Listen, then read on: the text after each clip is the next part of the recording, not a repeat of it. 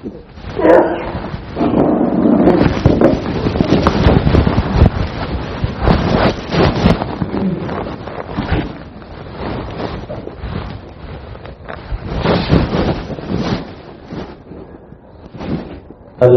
لله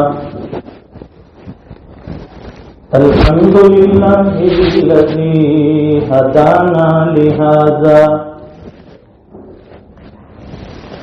وما كنا لنهتدي لولا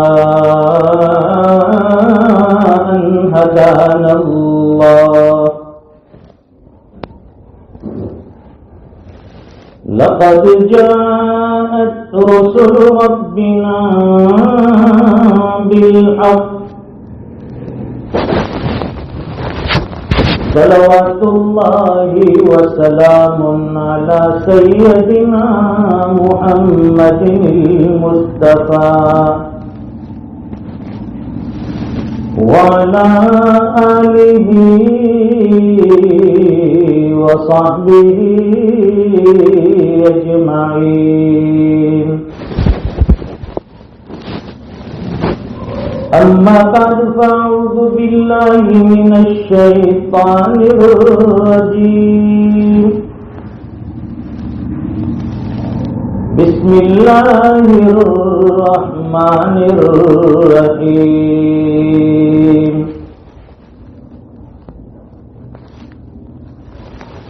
يا أيها الناس إنا خلقناكم من ذكر وأنثى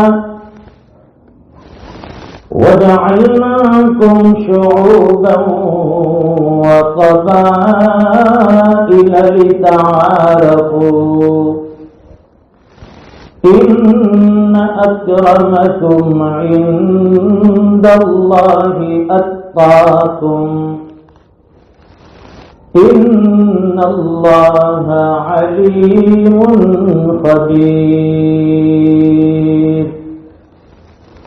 صدق الله العظيم وصدق رسوله النبي الأمي الحبيب الكريم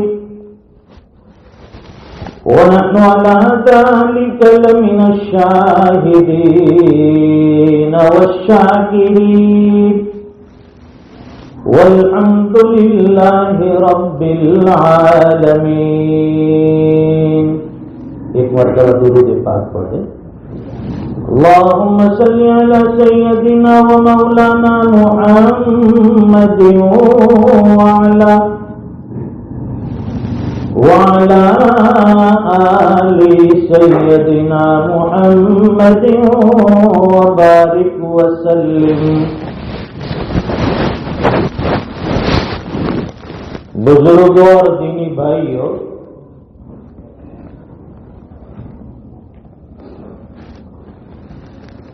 اللہ تعالی شانہ نے دنیا کو عارضی قیام گاہ بنایا، ٹیمپرری ریسیڈنس. عارضی طور پر انسان دنیا میں آیا ہے. یہ دنیا ایک مہمان خانہ ہے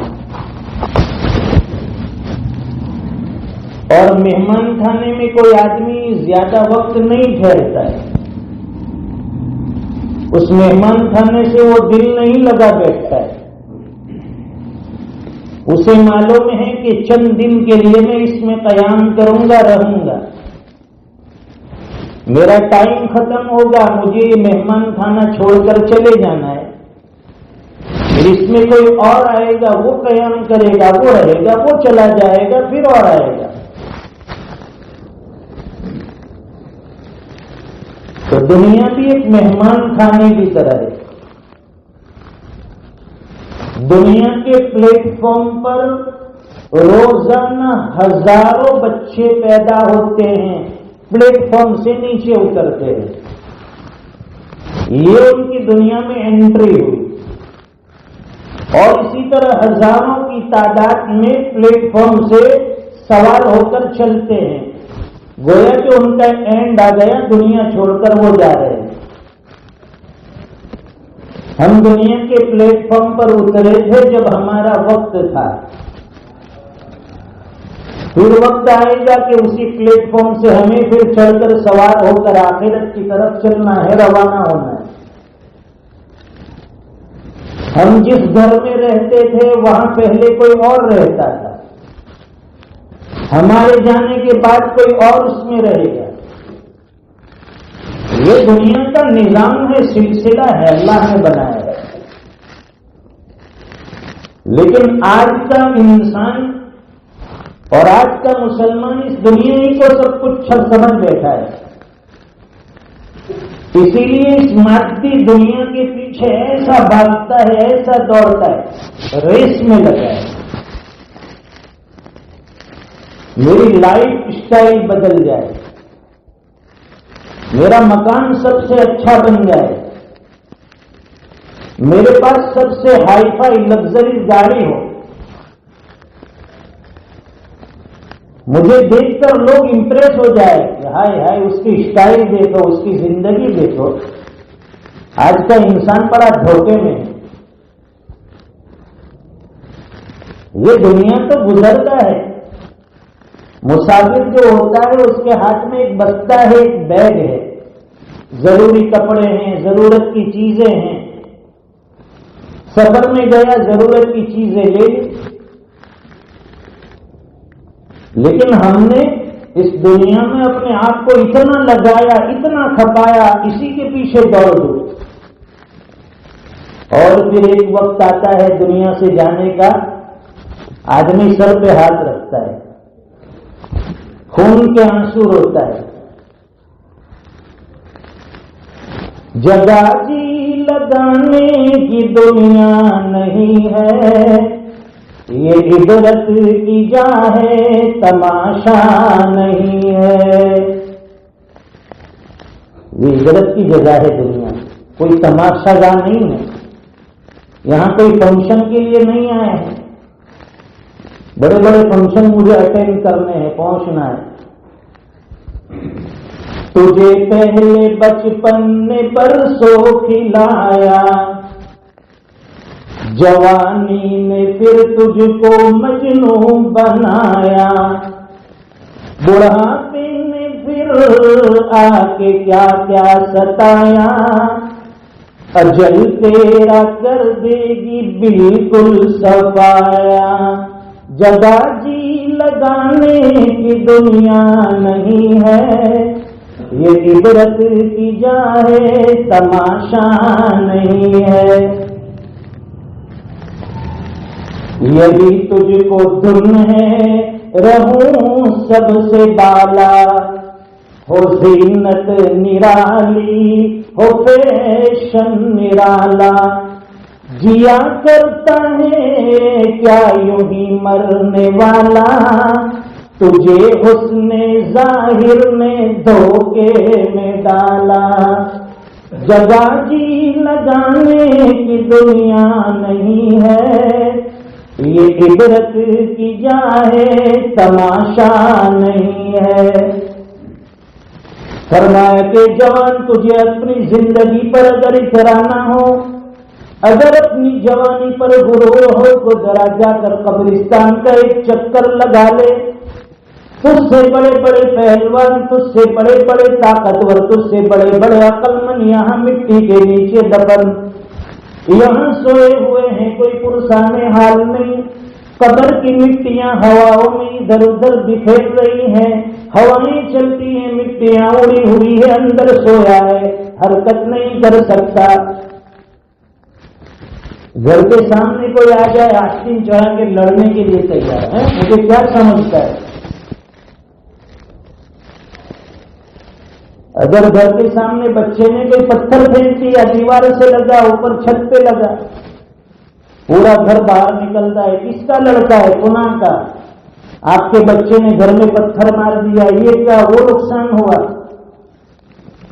آدمی دیش میں آ کر ذرا ذرا سی بات پر آستین چڑھاتا ہے، سال ہر سال کے تعلق ختم کر دیتا ہے۔ وہ سمجھتا نہیں ہے کہ یہ تعلق بنتے بنتے بنتے ہیں پوری زندگی نکل جاتی ہے، اور اس کے ٹوٹنے میں 1 منٹ بھی نہیں لگتا ہے۔ اپنے اندر ڈسپلن پیدا کرو، اپنے اخلاق کو بلند کرو. جو ایمان والے کے اخلاق ہوتے ہیں نا، وہ اخلاق ہمارے اندر ہونے چاہیے. قرآن کریم میں اللہ فرماتے ہیں یبصرون علی انفسہم ولو کان بہم خصاصہ. صحابہ کرام کے حالات قرآن کریم بتلا رہا ہے کہ ان کی زندگیاں ایسی تھی کہ وہ خود ضرورت مند ہیں لیکن اپنی ذات پر دوسرے مسلمانوں کو ترجیح دیتے ہیں. خود بھوکے رہتے ہیں، دوسروں کو کھلاتے ہیں، خود پیاسے ہیں، دوسروں کو پلاتے ہیں، خود بدن کے اوپر اچھا لباس نہیں ہے لیکن دوسرے کو کپڑے پہناتے ہیں. یہ ایمان والے کی شان ہے، یہ پہچان ہے. ہم تو حق مارنے والے بن گئے، دینے والے نہیں ہیں. سب چیز میں ڈبل حصہ چاہیے، ہر چیز میں ہمیں ڈبل ملنا چاہیے. نہ ملا تو پھر لڑائی جھگڑے شروع. ہم کو اتنا کیوں دیا، فلاں کو اتنا دیا. ارے بھائی یہ کم کھائے گا تو مر نہیں جائے گا. یہ دنیا کوئی چراغا نہیں ہے کہ آدمی کھانے پینے کے لیے آیا ہے. یہ تو جانوروں کا کام ہے، کھانا پینا سونا اور دنیا سے چلے جانا. ایمان والے ہیں، ہمارا کام اللہ نے بتایا قرآن کریم میں. اللہ تعالی شانہ فرماتے ہیں وَمَا خَلَقْتُ الْجِنَّ وَالْإِنسَ إِلَّا لِيَعْبُدُونِ. ہم نے جنات اور انسانوں کو اپنی عبادت کے لیے پیدا کیا گیا ہے. دنیا میں عیش کرنے کے لیے نہیں بھیجا، کوٹھی بنگلے حویلیاں تعمیر کرنے کے لیے نہیں بھیجا، زمین جاگیر بنانے کے لیے نہیں بھیجا. ٹھیک ہے، یہ ضرورت کی چیز ہے. ہم نے جنات اور انسانوں کو اپنی عبادت کے لیے بھیجا ہے. ہم اپنی اصل چیز بھول گئے. فرماتے ہیں کہ دنیا یہ انسان کو قسمت سے مل جاتی ہے اور آخرت جو ہے، جنت جو ہے، وہ عبادتوں سے محنت سے ملتی ہے.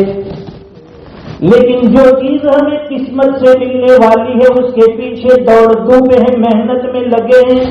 اور جو آخرت اور جو جنت اللہ ہمیں محنتوں سے عبادتوں سے دینے والے ہیں اس کو ہم نے قسمت پہ چھوڑ دیا. اب اپنے کو اللہ نے مسلمان بنائے ہیں تو جنت تو رہے گا نا. اس کے لیے اعمال کی کرنسی چاہیے، نیکیوں کی کرنسی لاؤ. دنیا میں کوئی چیز بغیر کرنسی کے نہیں ملتی ہے. ہر چیز کے لیے جیب ڈھیلا کرنا پڑتا ہے، بینک بیلنس کو کھنگالنا پڑتا ہے. اتنی بڑی آخرت، اتنی بڑی جنت، اس کو ہم نے قسمت پہ چھوڑ دیا. قسمت میں ہوگی تو ملنے کا جو ہے نا اپنے کو. اس کے لیے محنت چاہیے، نمازیں چاہیے، عبادتیں چاہیے،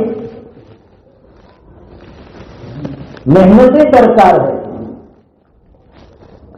اسی لیے فرمایا کہ وہ جوان جو اپنی جوانی کو اللہ کی عبادت میں گزار دیں، نیکیوں میں لگا دیں، گناہوں سے بچ کر زندگی گزار لیں، ایسا آدمی قیامت کے دن سب لوگ جب قسم کرسی کے عالم میں ہوں گے، سب لوگ حساب کتاب میں ڈوبے ہوں گے اور جوان کو اللہ تعالیٰ اپنے عرش کے سائے میں جگہ دیں گے. جوانوں کی عبادت بڑی محبوب ہے. چھوٹی سی بستی ہوتی ہے، اس میں نہ جانے کتنے اختلاف، کتنے جھگڑے. یا ایھا الناس انا خلقناکم من ذکر و انثی. اے دنیا میں بسنے والے انسانوں، کون فرما رہے؟ احکم الحاکمین، پروردگار عالم، ہم سب کا رب، سب کا خالق اور مالک، وہ ہمیں فرماتا ہے یا ایھا الناس انا خلقناکم من ذکر و انثی. اے دنیا کے انسانوں، ہم نے تمہیں ایک مرد اور ایک عورت سے پیدا کیا. یہ پوری دنیا ایک مرد ایک عورت سے بنی ہے. حضرت آدم علیہ السلام اور حضرت حوا دونوں سے اللہ تعالیٰ نے اس کائنات کے انسان کو بسایا، تو پیدا ہو گئے ہم سب کے ماں باپ پہ، وہ کسی بھی مذہب سے تعلق رکھنے والا ہو، سب کے ماں باپ ہے۔ اخیر میں جو سلسلہ ملتا ہے انسانیت کا ختم ہوتا ہے وہ حضرت آدم پہ جا کر ختم ہوگا۔ وَجَعَلْنَاكُمْ شُعُوبًا وَقَبَائِلَ لِتَعَارَفُوا۔ آگے حق تعالی شان فرماتے ہیں کہ ہم نے تمہارے خاندان بنائے، قبیلے بنائے، کنبے بنائے، برادریاں بنائی، کیوں؟ لِتَعَارَفُوا، تمہاری پہچان کے لیے، پہچان کے لیے بنائے خاندان، نسل، کہ بھائی فلاں پٹھان ہے، فلاں شیخ ہے، فلاں سید ہے، یہ پہچان کے لیے۔ اس پہچان کو ہم نے مس یوز کیا، غلط استعمال کر لیا۔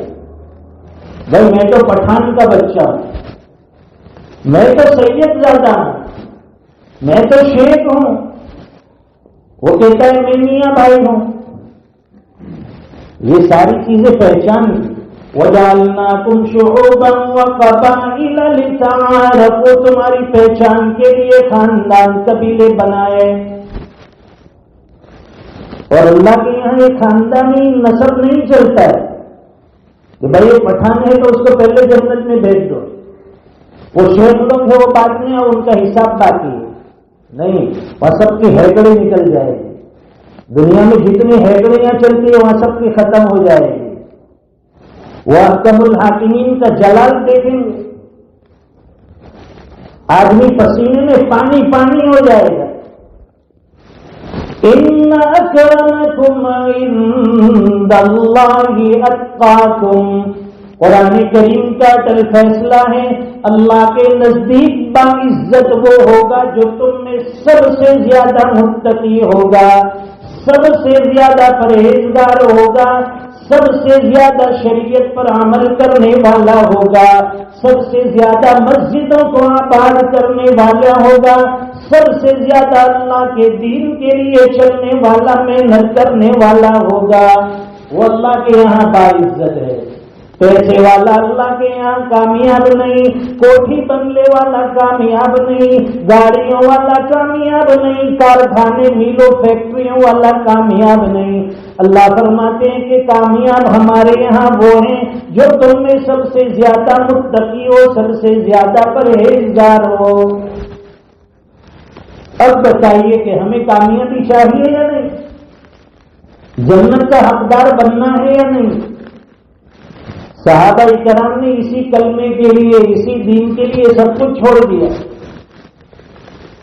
اور پھر اللہ نے ان کو مال و دولت جو دیا تھا ہم تو سوچ بھی نہیں سکتے۔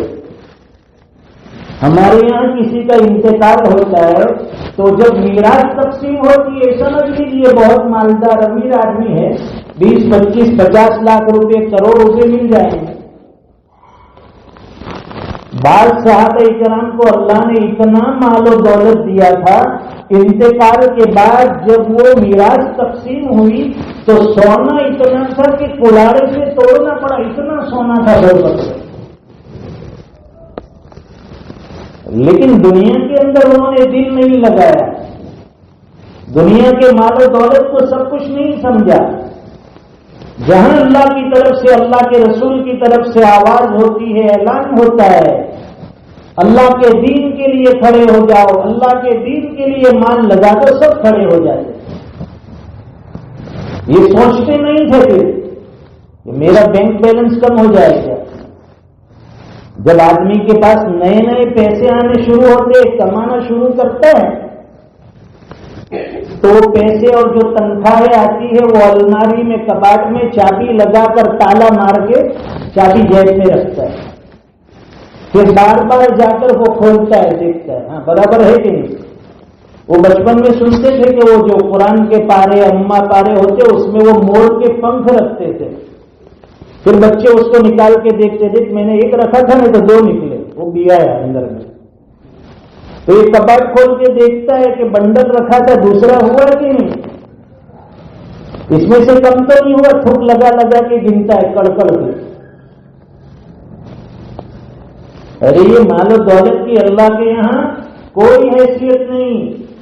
دنیا اور دنیا کی ساری چیزیں اللہ کے نزدیک مچھر کے پر سے بھی کم حیثیت کی ہے. اگر دنیا کی کچھ وقت ہوتی اللہ کے نزدیک تو دنیا میں کافروں کو پانی کا ایک گھونٹ تک نصیب نہیں ہوتا. آج دیکھتے ہیں ہم لوگ جن کے پاس ایمان نہیں ہے، بڑی بڑی کوٹھیاں ہیں، بڑے بڑے بزنس ہیں، اربوں خربوں میں گھوم رہے. کیوں؟ کیونکہ ان کے لیے تو یہی جنت ہے. ایمان والوں کے لیے آخرت میں جنت اور ان کے لیے یہی جنت. السجن المؤمن وجنت للکافر.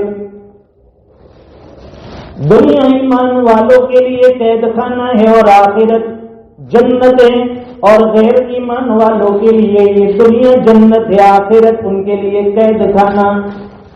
وہاں جہنم کے اندر جلسائے جائیں گے، جلائے جائیں گے. پھر بھی اس رب کریم کا ہم پر احسان ہے کہ دنیا میں ہمیں نعمتوں سے نواز رہا ہے. ہمارے آبا و اجداد نے جو زندگیاں گزاری آپ کو اندازہ ہوگا.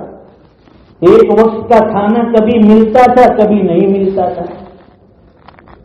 عید کا موقع ہوتا تھا، اپنے بچوں کے کپڑے سلانے کے لیے کچھ پیسے بھی نہیں ہوتے تھے. لباس کے اوپر کہیں کہیں پیون اور ٹھنگرے لگے ہوتے تھے. آج ہے مجمع میں کوئی ایک چیز جو کہتے کہ بھائی میرے کپڑے کے اندر سلائی اور ٹھنگرے لگے ہوئے. اس اللہ نے بڑا کرم فرمایا، نعمتوں سے نوازا ہے. اور یہ نہ سمجھے کہ ہم لوگ غریب ہیں. دیکھو حضور پاک صلی اللہ علیہ وسلم نے ہمیں زندگی گزارنے کا طریقہ بتایا. فرمایا کہ اے بندے، اے ایمان والے، تو سوچ لے دنیا کے معاملے میں اپنے سے کم تر حیثیت والے کو دیکھ لے، اور دین کے معاملے میں اپنے سے اوپر والے کو دیکھ لے. دنیا میں جو کیٹیگریاں ہیں، اپنی جو حیثیت ہے اس سے کم والے کو دیکھیں گے. ہمارے پاس پرانا مکان ہے لیکن خود کا ہے، تو ہم کسی اچھے پکے مکان والے کو نہیں دیکھیں گے کہ اس نے تو ہائی فائی بنگلہ بنایا، بلکہ اس معاملے میں نیچے والے کو دیکھو کہ میرے پاس تو یہ چھپر بھی ہے، پرانا مکان صحیح لیکن خود کا ہے. فلاں بندہ، فلاں ایمان والا، اس کے پاس خود کا گھر نہیں ہے، وہ کرائے کے مکان میں زندگی گزارتا ہے. چھٹی میں مہینہ نکل جاتا ہے، کرایہ ادا کرنے کا وقت آتا ہے، وہ خون کے آنسو روتا ہے، پیسے نہیں ہیں جیب میں، کیسے میں بھاڑا دوں گا، کیسے کرایہ ادا کروں گا. اگر ہمارے پاس موٹر سائیکل ہے تو کار والے کو نہیں دیکھیں گے کہ اس کے پاس تو کار ہے نہ پڑے تو جو موٹر سائیکل میں 2 پہیے پہ ہے. آدمی کبھی سکون میں نہیں اپنے سے نیچے والے کو، میرے پاس تو موٹر سائیکل ہے، یہ اللہ کا بندہ، یہ میرا پڑوسی، یہ میرا محلے والا، بیچارے کے پاس سائیکل ہے. اللہ کا شکر ہے کہ میرے پاس تو بائک ہے. اگر سائیکل ہے تو شکر ادا کریں. وہ بائک والے کو نہیں دیکھیں گے کہ وہ بائک لے کے برابر گھومتا ہے، اپنے پاس تو سائیکل. وہ پیدل چلنے والے کو دیکھے گا کہ اللہ نے مجھے تو سائیکل دی ہے، ابھی 10-5 منٹ میں مرولی 4 رستے پہنچ جاؤں گا. اس کے پاس تو سائیکل بھی نہیں ہے، بیچارہ چلتا ہے.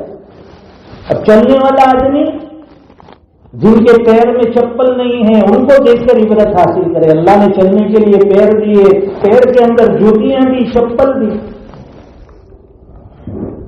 شیخ سعدی رحمۃ اللہ علیہ فرماتے ہیں کہ ایک مرتبہ چلچلاتی دھوپ کے اندر میں چل رہا تھا، پیر میں جوتیاں نہیں تھی، شدید گرمی تھی.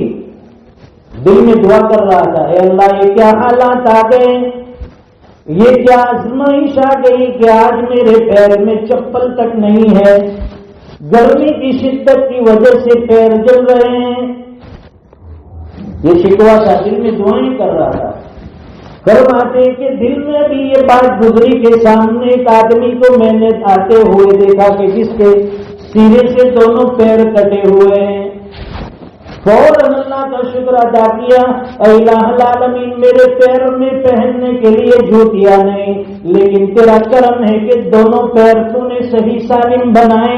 آنے والا آدمی جس کے دونوں پیر کٹے ہوئے ہیں وہ چلنے پھرنے کی نعمت سے محروم ہے، تو آدمی کو شکر کی توفیق ہوگی، اللہ کی دی ہوئی نعمتوں کی قدر ہوگی۔ سمجھ آ رہے ہیں آپ لوگ؟ ایسا نہیں کہ میں بولتا جاؤں کیسٹ بچتی رہے اور آپ لوگ ایسے ہی مت جھونکے مارتے رہو۔ بات سمجھنی ہے، دل میں اتارنی ہے، اور دین کے معاملے میں اپنے سے اوپر والے کو دیکھو۔ وہ کس طرح؟ اگر کوئی آدمی 5 وقت کی نمازیں پڑھتا ہے، تہجد کا بھی پابند ہے، تلاوت قرآن بھی کرتا ہے، دعوت و تبلیغ میں بھی وقت لگاتا ہے، تو اس آدمی کو اپنے نیچے والے کو نہیں دیکھنا ہے کہ اللہ کا شکر ہے اپنے تو تہجد گزار نہیں، وہ تو ملنے میں رہتا، بازو میں رہتا، مسجد کے تو بھی آتا نہیں۔ اس سے کیا عبادت کی توفیق چھین لی جاتی ہے۔ اب اوپر والے کو دیکھیں گے، میں تو دن میں 5 وقت کی نمازیں پڑھتا ہوں، تہجد بھی پڑھتا ہوں، لیکن بستی میں فلاں اللہ کا بندہ ہے، فلاں جوان ہے جو 5 وقت کی نمازیں بھی پڑھتا ہے، تہجد بھی پڑھتا ہے، اور راتوں کو اللہ کے سامنے کھڑے ہو کر 100 رکعت نفلیں پڑھ لیتا ہے۔ اللہ اکبر۔ میں روزانہ قرآن کریم کا 1 پارہ پڑھتا ہوں اور روزانہ 5 پارے پڑھ لیتا ہے۔ کتنے جوان ایسے ہوں گے بچپن میں وہ قرآن پڑھا تھا، آج تک ہاتھ نہیں لگایا۔ کبھی کسی کو رمضان میں توفیق ملتی ہے تو قرآن ہاتھ میں پکڑتا ہے، کہتے کہ بیٹا قرآن پڑھو، اسی قرآن کریم کی برکت سے اللہ تعالیٰ آپ کی دنیا بھی سنوار دیں گے، آخرت بھی سنوار دیں گے۔ اور ایک بہت ہی قیمتی عمل بتا کے جا رہا ہوں، کروڑ پتی بننے کا۔ اس کے لیے تو سب تیار ہوں گے کہ شارٹ کٹ مل جائے تو اپنا تو فائدہ ہے بھائی، خالی محنت کیوں کرنے کی، لانا آنے دو گے۔ بہت آسان عمل ہے یہ، اس لیے بتاتا ہوں کہ اس کی نسبت سے کم از کم روزانہ قرآن کریم پڑھنے اور اٹھانے کی توفیق تو نصیب ہوگی۔ علماء کا بتلایا ہوا عمل ہے، بہت مجرب عمل ہے، اگر کر کے دیکھیں گے پھر کہیں گے کہ بہت اچھا کام کا وظیفہ اور عمل بتا کے گئے، لیکن اس کے لیے پابندی ضروری۔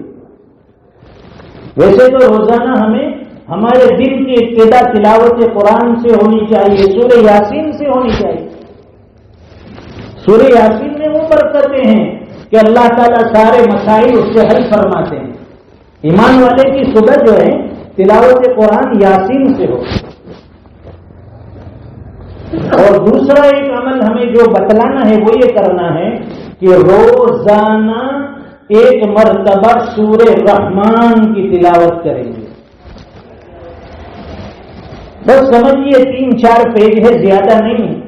سورہ رحمان، الرحمن علم القرآن خلق الانسان علمہ البیان الشمس والقمر بحسبان والنجم والشجر يسجدان فبأي آلاء ربكما تكذبان۔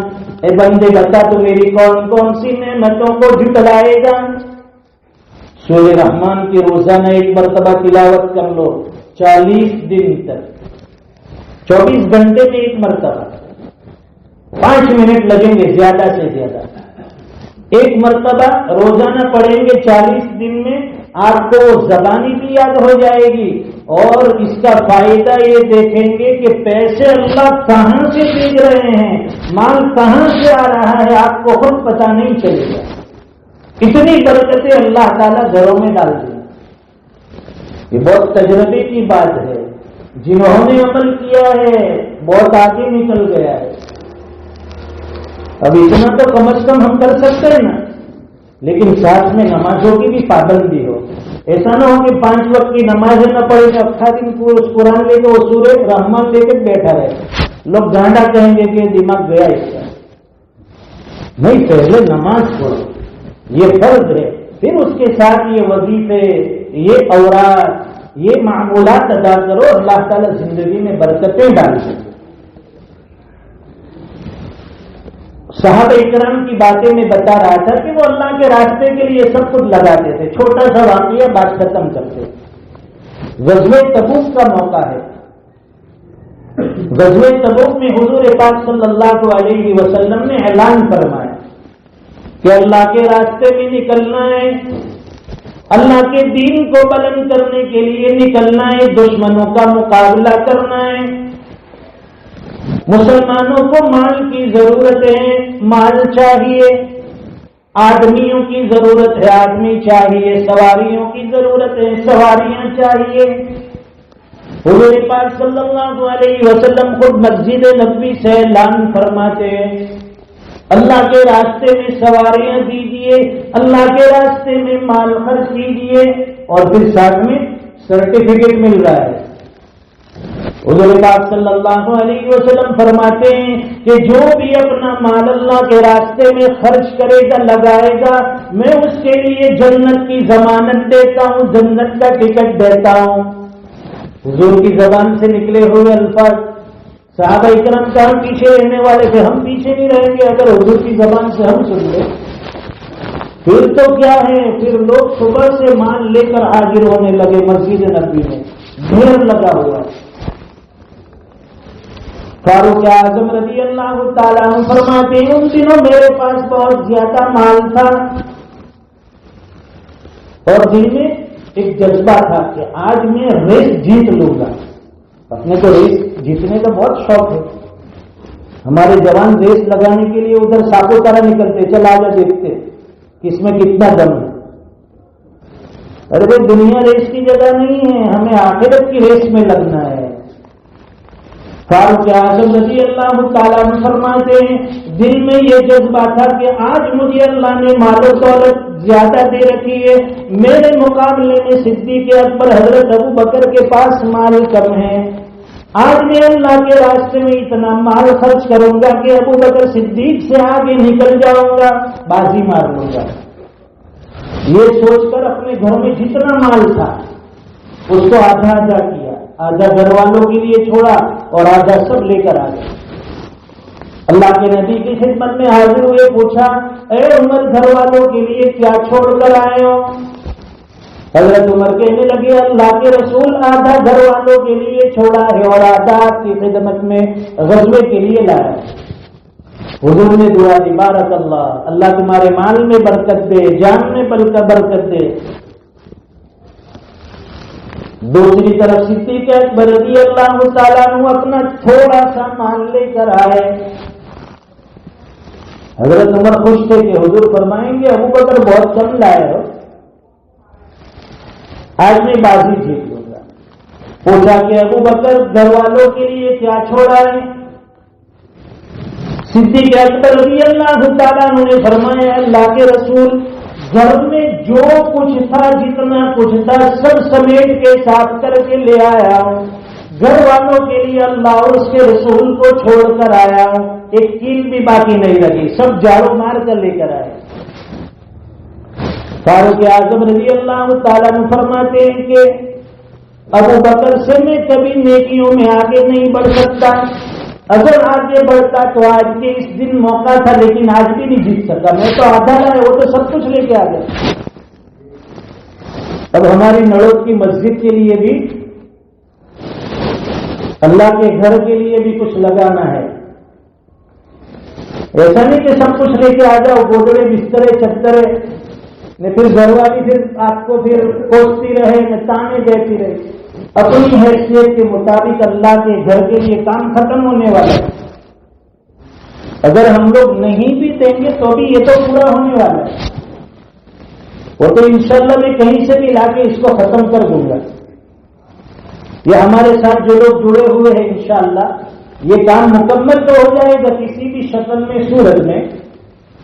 لیکن آپ لوگ گاؤں والے ہیں، یہ آپ کے گاؤں کی مسجد ہے، آپ لوگ اسے استعمال کریں گے، آپ کا بھی حق بنتا ہے۔ ہر آدمی کا کچھ جذبہ ہے کہ بھائی گاؤں کی مسجدیں ہماری بھی کچھ قربانیاں لگ جائے۔ ماشاءاللہ ایسے تو ہمارے جوانوں نے بڑی قربانیاں دی، جب ان سے کہا گیا مسجد میں کام کے لیے آ گئے، جب شہید کرتے تھے اس وقت ہمارے جوان کھڑے، جب مٹی کی کھدائی ہو رہی تھی، قرآن ہو رہا تھا، جب بھی بلایا ان کو، کھلا مٹی کا ڈگلا ہے اسے ہٹانا ہے، فوراً ہمارے جوان تیار۔ رات کو 11 بجے 12 بجے تک انہوں نے ساتھ دیا، کام کیا۔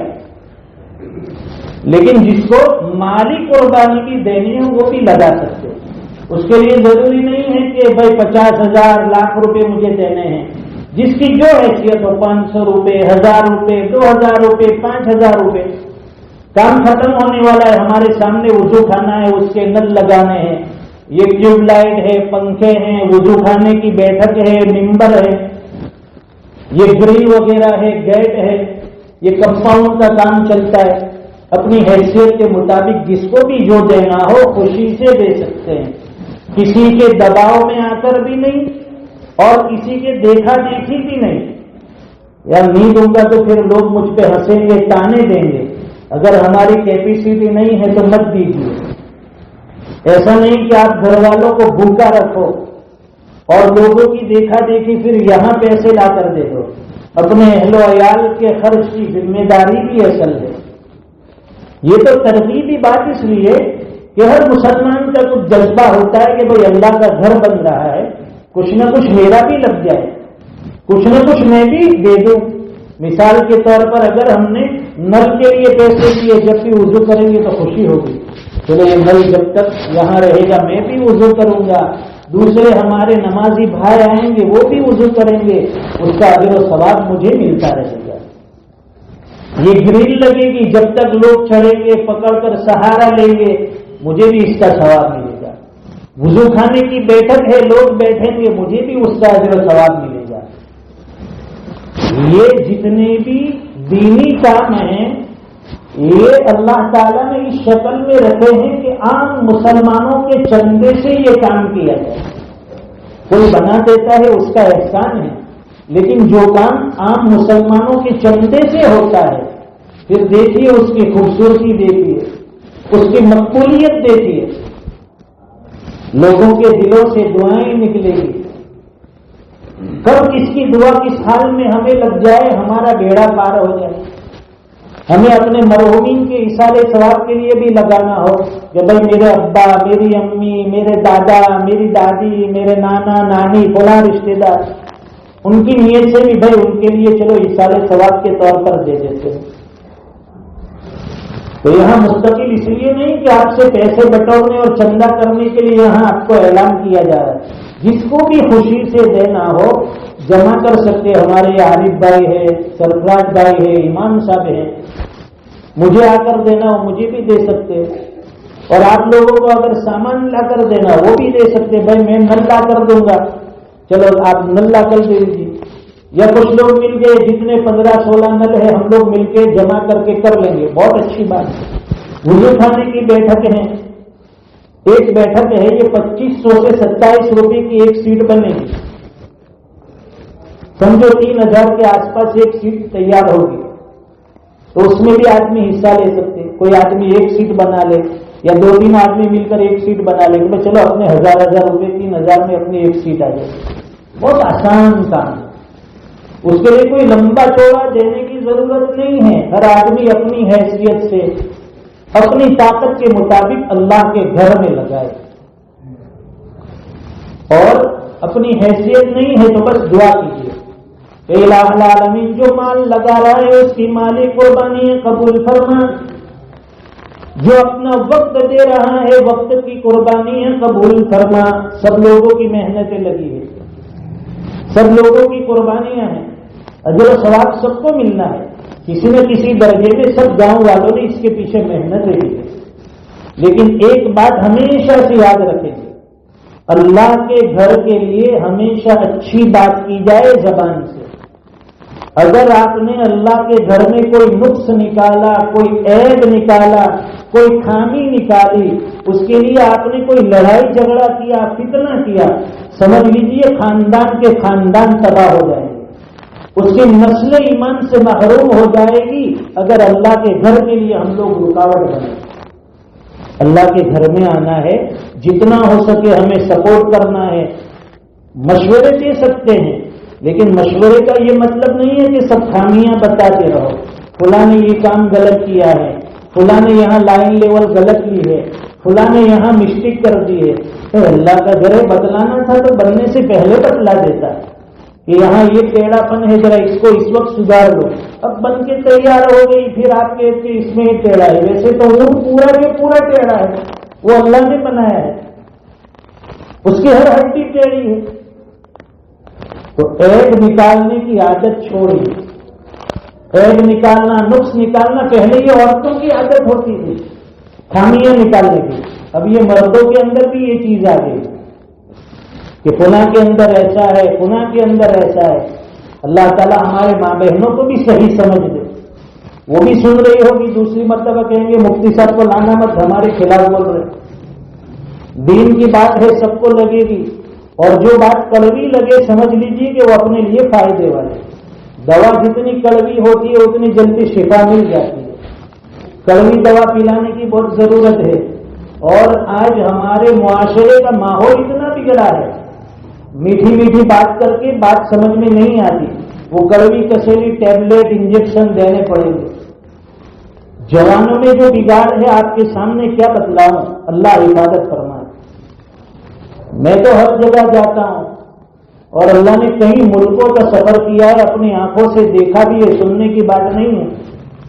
وہ خوبصورت جوان ہیں جس کی جوانی اللہ نے عبادت کے لیے بنائی، کئی ڈرگز لے رہا ہے، کئی نشے میں ہے، کئی ہاتھ میں بوتل ہے، کئی جوئے کھانے سے کسینوں سے نکل رہا ہے، کئی غیر محرم عورتوں کے ساتھ پارٹیاں ہو رہی ہیں۔ الامان والحفیظ، اپنے آپ کو بچائیے، اپنے گھر والوں کو بچائیے۔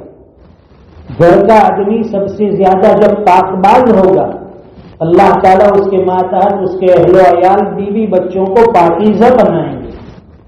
جب ہماری نگاہیں محفوظ ہیں تو سمجھ لیجیے ہمارے گھر کی ماں بہنیں محفوظ ہیں۔ اگر ہماری نگاہ بڑھتی تو کوئی غلط نگاہیں اور ڈورے ہماری ماں بہنوں پر، ہماری بچیوں پر، ہمارے گھر والوں پر ڈالے گا۔ جیسے ہماری ماں بہنیں ہیں، دوسروں کی ماں بہنیں ہیں۔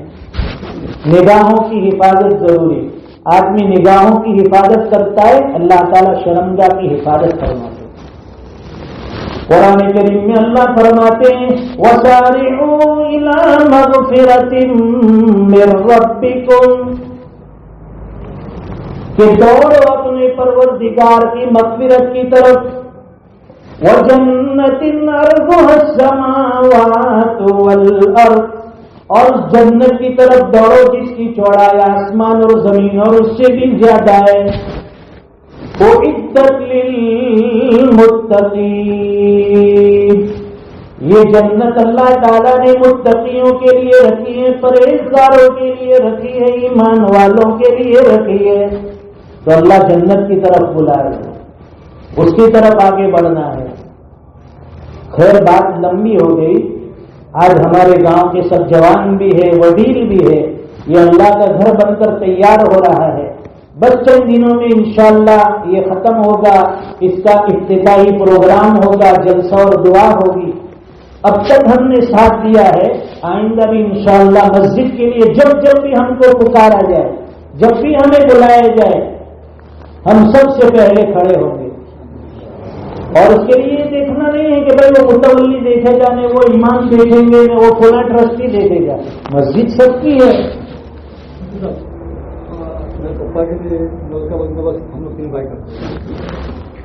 تو سب کی مسجد ہے، اللہ کا گھر سب کا ہے، سب نماز پڑھیں گے۔ جیسے ہم لوگ اس صف میں کھڑے ہوتے ہیں نا، کوئی امیر ہے، کوئی غریب ہے، کوئی منتری ہے، کوئی منسٹر ہے، سب ایک صف میں۔ تو جس طرح مسجد کی صف میں اس طرح کھڑے ہیں ساتھ میں، ہمارے دل بھی اس طرح آپس میں جڑے ہونے چاہیے۔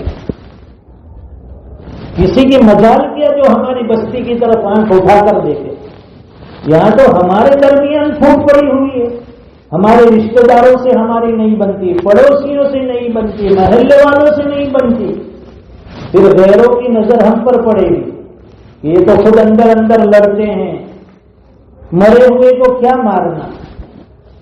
اس لیے اپنی مضبوطی، اپنا استحکام، آپس میں اتفاق اتحاد پیدا کرو، نفرتیں دلوں سے نکالو، کچھ کام نہیں آئے گا۔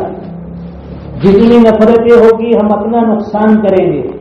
ہمارے استاد اللہ ان کی مغفرت فرمائیں بڑی اچھی بات کرتے تھے، وہ جلالین شریف کی تفسیر میں بتاتے تھے کہ اگر کوئی کتنا بھی بڑا آپ کا دشمن ہو، آپ سے کتنا بھی بڑا نفرت کرنے والا ہو، آج سے 20 سال پہلے جو ان کے الفاظ تھے وہ میں بتا رہا ہوں، 20 سال پہلے تھے، وہ کہتے تھے کہ فلاں آدمی آپ سے نفرت کرتا ہے، وہ آپ سے دشمنی کرتا ہے، آپ کو معلوم ہے، آپ کے پیچھے غیبت کرتا ہے، کچھ کرنے کی ضرورت نہیں ہے۔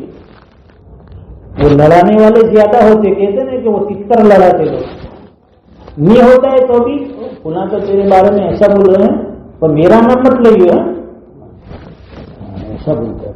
پھر وہ 2-4 الفاظ بولے گا نا، وہ پکڑ کے پھر اس کو بتائے گا، یار ہوتا تیروں کو بھڑک گیا ہے، میں نے تو اتنا خالی تیرا نام لیا، اتنے تو اس نے چالو کر دیا، اب اس میں 2 بات مکس کر کے اور اس کو چپکائے گا۔ وہ یہ نہیں کہے گا کہ میں نے الٹا جا کر کہا تو اس نے یہ کہا، وہ نہیں بتائے گا۔ یہ لڑانے والے معاشرے میں زیادہ ہے، ایسے لوگوں کی پہچان رکھو، ایسے لوگوں سے بچو جو معاشرے میں پھوٹ ڈالتے ہو۔ اگر کوئی کہے کہ بھائی فلاں آپ کو برا بھلا کہتا ہے، آپ کی غیبت کرتا ہے، بہت اچھا، چلو اللہ اس کو سکھی رکھے، اس کی عمر میں جان میں برکت دے، وہ کبھی نہیں آئے گا۔ تو ہمارے استاد فرماتے تھے کہ اگر کوئی اپنا جانی دشمن ہے، 10 روپے کی ایکر کی شیشی لے لو، 1 بوتل ایکر جا کر السلام علیکم عارف بھائی، یہ آپ کے لیے ہدیہ ہے ایکر کا۔ سامنے والے کے دل میں جتنی نفرتیں ہوگی، جتنی عداوتیں ہوگی، سب نکل جائے گی۔ وہ یہ سوچے گا کہ اس آدمی سے تو میں نفرت کرتا ہوں، اس کا منہ دیکھنے کے لیے میں تیار نہیں، اور اس کے اخلاق دیکھے میں اتنی نفرت کرتا ہوں، پھر بھی میرے ساتھ یہ کتنا عزت کا معاملہ کرتا ہے۔ دلوں سے نفرت ختم ہو جائے گی۔ یہ گر پیدا کرنے کی ضرورت ہے۔ ہم تو نفرت کرنے والے سے اور نفرت کرتے ہیں، اس میں ہم نے کیا فرق؟ وہ اپنے کو نہیں دیکھتا ہے تو اپنے بھی جانے دینے وہ نہیں دیکھتا، اپنا کیا دے گا اس کے گھر کا نہیں۔ مسلمانوں میں کبھی درار نہیں ہونی چاہیے، کبھی اختلاف نہیں ہونا چاہیے۔ جو پڑھے لکھے لوگ ہوتے ہیں نا، جن کے اندر سمجھ بوجھ ہوتی ہے، دینی علم ہو یا دنیاوی ایجوکیشن ہو، وہ بڑے سمجھدار، عقل مند، ذہین ہوتے، اپنا تعلق کسی سے بگاڑتے نہیں۔ مجھے بھی لوگ کہتے کہ بھائی فلاں آپ کے بارے میں یہ کہہ رہے، فلاں آدمی یہ کہہ رہے، کہنے تو دنیا کہنے کی جگہ ہے، وہ قیامت کے دن اللہ کے سامنے کھڑے ہوں گے، دودھ کا دودھ، پانی کا پانی ہو جائے گا، جس نے کہا ہے وہ جواب دے گا۔ اس لیے کسی کی بات میں تیش میں نہیں آنا چاہیے، جذبات میں نہیں آنا چاہیے۔ وہ آدمی غصے میں جو قدم اٹھاتا ہے، آخر میں وہ پچھتاوے کی شکل پیدا کرتا ہے۔ تو ہمارے خلاف بولتا ہو، چلو بول لیجیے، کوئی غیبت کرتا ہو معاف کر دو۔ نبی کے تو یہی تو اخلاق تھے، جنہوں نے کانٹے بچھائے ان کے راستے میں پھول بچھا دیے، جنہوں نے پتھر مارے ان کے اوپر پھول برسائے، جنہوں نے دشمنیاں کی ان کو معاف کر دیا۔ تب یہ دنیا میں اسلام پھیلا ہے۔ اسی نبی کی تعلیم کو لے کر ہمیں نکلنا ہے، چلنا ہے۔ اللہ تعالیٰ ان باتوں کے سمجھنے کی توفیق عطا فرمائے۔ ہمارے عارف بھائی اور ان کے بھائیوں نے مل کر والد صاحب کے اشارے ثواب کے لیے یہ نل جو لگنے والے ہیں وہ قبول کر لیے، اللہ تعالیٰ قبول فرمائے۔ ان کے مرحوم والد صاحب، بڑی ان کی تمنا تھی، آرزو تھی کہ ایک مرتبہ مسجد بن جائے، مسجد کی صف میں کھڑے ہو کر میں نماز پڑھ لوں۔ بس یہ مسجد بنے گی، آباد ہوگی، اللہ تعالیٰ ان کو بھی قبر کے اندر راحت دیں گے، اس کا اجر و ثواب ان کو بھی ملے گا۔ اور ہم لوگوں نے جو محنتیں کی ہے، دن رات اس کے پیچھے جو لگایا ہے، ایسا نہیں ہے کہ پیسے ہی دینا ہے۔ کسی نے پانی بھی چھانٹا ہوگا، کسی نے اینٹ بھی اٹھائی ہوگی، کسی نے مٹی اٹھائی ہوگی، کسی نے آ کر نگرانی کر لی ہوگی، بھائی اللہ کے گھر کی نگرانی کر لو، دیکھ بھال کر لو۔ امام صاحب سے، متولی صاحب سے، ہمارے آرکیٹیکٹ صاحب سے پوچھ لیا، بھائی میرے لائق کچھ کام ہو مسجد کے لیے تو بتانا۔ یہ نیکیاں بھی اللہ کے یہاں نامہ اعمال میں لکھی جائے گی۔ اللہ تعالیٰ ہمیں نیکیوں کا خوگر بنائے، آپس میں اتحاد، اتفاق، محبت، بھائی چارگی پیدا فرمائے، درمیان سے نفرتیں مٹا دے، دشمنیاں ختم فرما دے۔ مسجد کا جو باقی کام ہے اللہ تعالیٰ اس کو بھی عافیت کے ساتھ پورا فرمائے، اپنے خزانے غیب سے باقی ضرورتیں پوری فرمائے۔ اب تک جن لوگوں نے اپنا جانی تعاون کیا، مال لگایا، اللہ تعالیٰ ان سب کی قربانیاں قبول فرمائے، مال لگانے والوں کے مال کو قبول فرما لے، وقت لگانے والے کے وقت کو اللہ قبول کر لے، جنہوں نے جانی اور جسمانی خدمات کی ہے اللہ تعالیٰ سب کی خدمتوں کا دنیا آخرت میں بہترین بدلہ عطا فرمائے۔ وآخر دعوانا الحمد للہ رب العالمین۔ دعا کر لیتے پھر انشاءاللہ تھوڑا مشورہ ہے۔ اللهم صل على محمد كلما ذكره الذاكرون وصل على محمد كلما غفل عن ذكره الغافلون۔ اللهم لك الحمد كله ولك الشكر كله ولك الملك كله ولك الخلق كله وبيدك الخير كله وإليك يرجع الأمر كله۔ اللهم لا أحصي ثناء عليك أنت كما أثنيت على نفسك۔ ربنا آتنا في الدنيا حسنة وفي الآخرة حسنة وقنا عذاب النار۔ پیارے اللہ ہم سب کے گناہوں کو معاف فرما، ہمارے خطاؤں سے درگزر فرما، کریمہ کا کرم کا معاملہ فرما، رحیمہ کا رحم کے فیصلے فرما۔ پیارے اللہ جب سے پیدا ہوئے ہیں آج تک آپ کی نعمتیں استعمال کر رہے ہیں، اے اللہ نعمتوں کے استعمال کے بعد شکر گزاری ہونی چاہیے۔ ہم تو بڑے نکمے ہیں، بڑے ناشکر ہیں، جس کا کھاتے ہیں اس کو یاد بھی نہیں کرتے، اس کا شکر بھی ادا نہیں کرتے۔ اے اللہ بڑی نعمتوں نے پالا ہے، لیکن کبھی آپ کی تعریف کے کلمات ہماری زبان سے نہیں نکلے۔